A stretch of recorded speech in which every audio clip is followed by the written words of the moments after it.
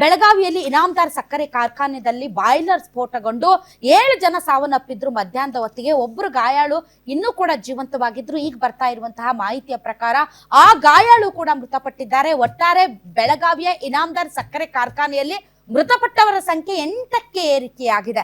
ಗಾಯಾಳುಗಳು ಕೊತ ಕೊತ ಕುದೀತಾ ಇರುವಂತಹ ಆ ಕಬ್ಬಿನ ದ್ರವ ಏನಿದೆ ಅದು ಮೈ ಮೇಲೆ ಬಿದ್ದು ಇಷ್ಟು ಸುಟ್ಟ ಗಾಯಗಳಾಗಿತ್ತು ಅಂದ್ರೆ ಒಬ್ರು ಕೂಡ ಉಳಿದಿಲ್ಲ.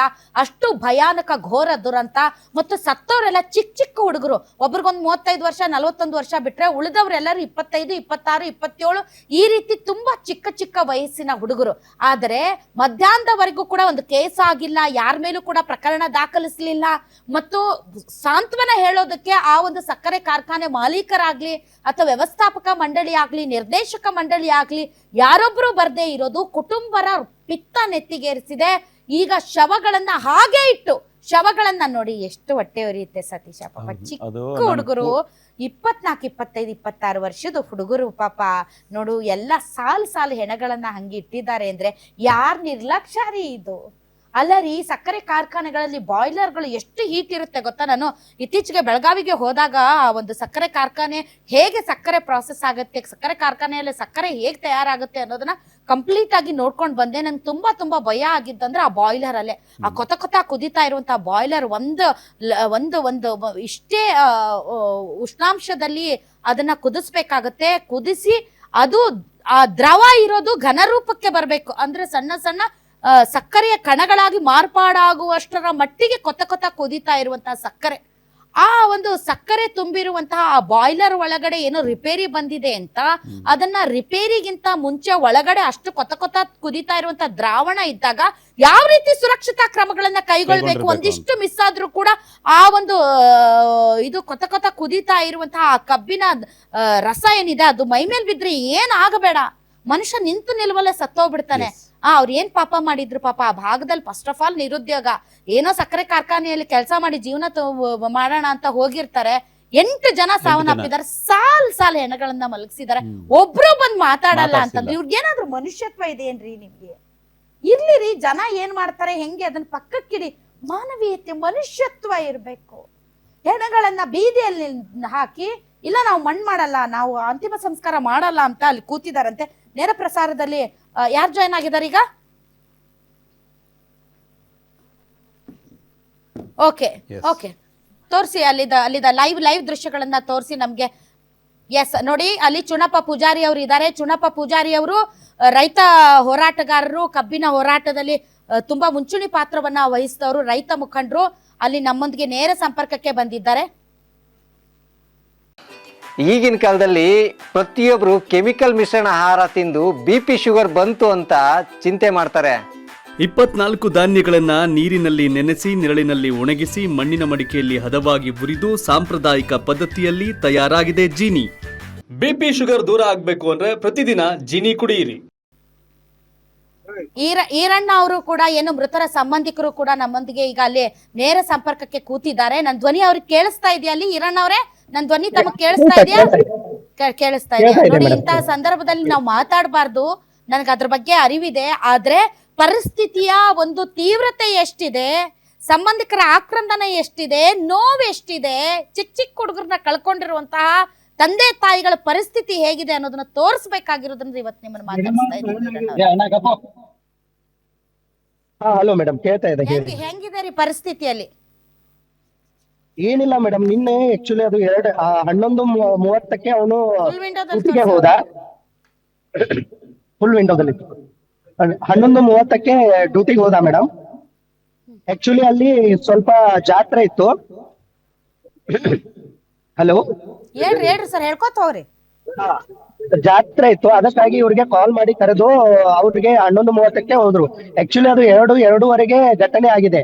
2:02ವರೆಗೆ ಘಟನೆ ಆದ್ರೂ ನಮಗೆ ಯಾರಿಂದ ಇನ್ಫಾರ್ಮೇಶನ್ ಬಂದಿದೆ ಅಂದ್ರೆ ಯಾರಿಂದ ಇನ್ಫಾರ್ಮೇಶನ್ ಬಂದಿದೆ ಅಂದ್ರೆ ಅಲ್ಲಿ ಇರುವಂತ ಅವರು ಗೆಳೆಯರು ನಮಗೆ ಕಾಲ್ ಮಾಡಿ ಹೇಳಿದ್ರು 4:30ಕ್ಕೆ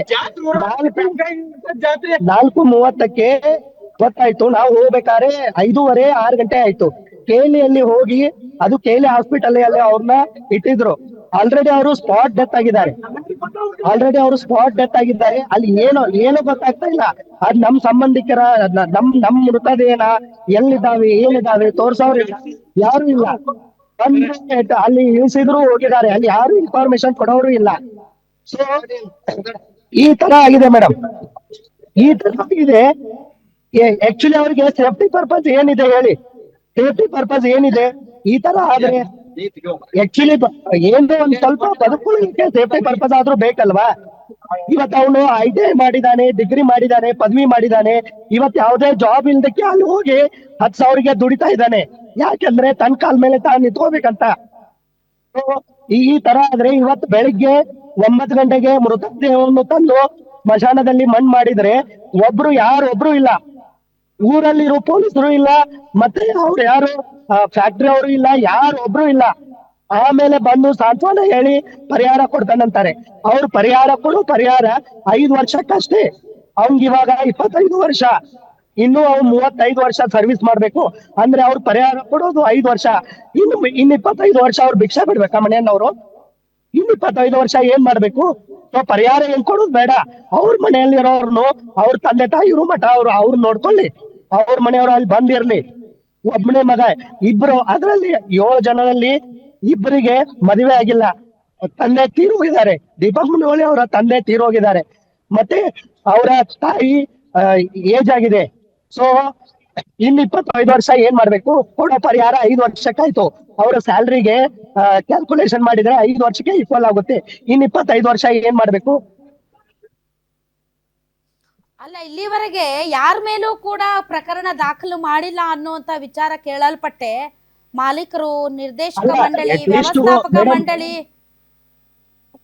ಅಲ್ಲ ಮೇಡಮ್, ಅಟ್ ಲೀಸ್ಟ್ ಯಾರೋ ಮಂತ್ರಿಗಳು ಬಂದ್ರು, MLA ಗಳು ಬಂದ್ರು, ಯಾರೋ ಬಂದ್ರು, ಎಷ್ಟ್ ಲಗುಟ್ಟು ಬಂದ್ ನಿಂದಿರ್ತಾರೆ ಎಲ್ಲರೂ. ಏನ್ ಬೈಲೊಂಗಲ್ ಹೆಸರಿಗೆ 10 ಕಿಲೋಮೀಟರ್ ಇದೆ ಮೇಡಮ್, ಬೈಲೊಂಗಲ್ ಹೆಸರಿಗೆ 10 ಕಿಲೋಮೀಟರ್ ಇದೆ. ನಿನ್ನೆ ತಿರ್ಕೊಂಡಿದ್ದಾನೆ. ಪ್ಲಾನ್ ಮಾಡಿ 5 ನಿಮಿಷ ಬಂದ್ ಹೋಗಿದ್ರೆ ಏನಾಗ್ತಿತ್ತು?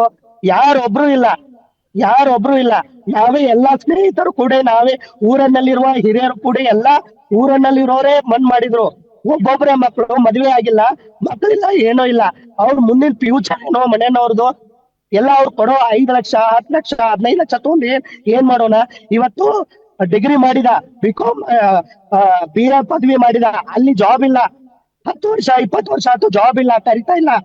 ITI ಮಾಡಿ ಇಲ್ಲಿ ಫ್ಯಾಕ್ಟ್ರಿಗೆ ಹೋಗ್ತಾ ಇದ್ದಾನೆ. ಯಾಕೆ? ಬರೇ 15,000 ರೂಪಾಯಿ ದುಡಿಲಿಕ್ಕೆ. ಎಲ್ಲಾರು ಅವರೇ ಇರ್ತಾರೆ ನೋಡಿ, ಎಲ್ಲರೂ ಅವರೇ ಇದ್ದಾರೆ ಇಲ್ಲಿ, ಎಲ್ಲರೂ ಅವರೇ ಇದ್ದಾರೆ. ಎಲ್ಲರೂ 25ರಿಂದ 30 ವರ್ಷದವರೇ ಇದ್ದಾರೆ. ಅಟ್ಲೀಸ್ಟ್ ಕಾಲ್ ಮಾಡಿ ಆದ್ರೂ ಕೇಳ್ಬೇಕಲ್ಲ. ಇಲ್ಲ, ಬಡವ್ರ ಜೀವಕ್ಕೆ ಬೆಲೆ ಇಲ್ಲ ಬಿಡ್ರಿ ಸರ, ಬಡವ್ರ ಜೀವಕ್ಕ ಬೆಲೆನೇ ಇಲ್ಲ ರೀ. ಅಂತ ಪರಿಸ್ಥಿತಿ ಆಗಿದೆ. ಯಾರು ಹೇಳೋರಿಲ್ಲ, ಕೇಳೋರಿಲ್ಲ. ಬೆಳಗಾವಿಯಲ್ಲಿ ದೊಡ್ಡ ದೊಡ್ಡ ರಾಜಕಾರಣಿಗಳಿದಾರ್ರಿ. ಸರ್ಕಾರ ಉರುಳಿಸ್ತಾರ, ಸರ್ಕಾರ ತರ್ತಾರ, ಗಡಗಡ ನಡಗಿಸ್ತಾರ ವಿಧಾನಸೌಧ. ಆದ್ರ ಮಕ್ಕಳು ಸತ್ತಾರ, ಒಬ್ರಾದ್ರೂ ಇಣಕ್ ನೋಡಕ್ ಆಗಲ್ಲ. ಇವ್ರಿಗೆ ಯೋಗ್ಯತೆ ಇಲ್ಲ ಅಂತ ಅದರಲ್ಲೇ ಬಿಸಿ ಇರ್ತಾರೆ ಮೇಡಮ್, ಅದರಲ್ಲೇ ಬಿಸಿ ಇರ್ತಾರೆ ಎಲ್ರು.